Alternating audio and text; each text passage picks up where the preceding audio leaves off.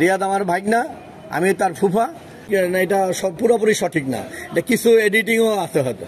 আমার সম্বন্ধীর ছেলে, তো ও সাথে আমার পারিবারিক সম্পর্ক কোন কি কারণে কি হয়েছে না হয়তো আমি জানি না, কিন্তু এটা রবিউল নামে একটা সাংবাদিক, একজন সাংবাদিক, আমি চিনি না ভদ্রলোককে। ভদ্রলোক আমাকে ফোন দিয়ে গত 2-3 দিন আগে বলতেছে যে এই ব্যাপার আপনার সাথে রিয়াদ চৌধুরীর সাথে কোনো একটা কথোপকথন আমার কাছে রেকর্ড আছে, এটা আমি ফ্লাশ করে দেবো।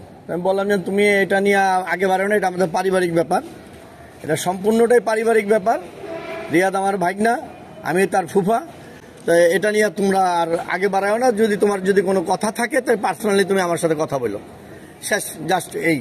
আজকে আমি এই জন্য আসছি যে রিয়াদে নাকি ওইটার এগেনস্টেই নাকি এখানে আনা হয়েছে, তো এই জন্য আমি আসছি যে না, এটা আমার সাথে কোনো দ্বিধাদ্বন্দ্ব নাই, শেষ, দ্যাটস অল ওকে। এটা সব পুরোপুরি সঠিক না, এটা কিছু এডিটিংও আছে হয়তো। এটা দীর্ঘদিনের বিষয়, এটা অনেক দিনের বিষয়, দীর্ঘ সময়।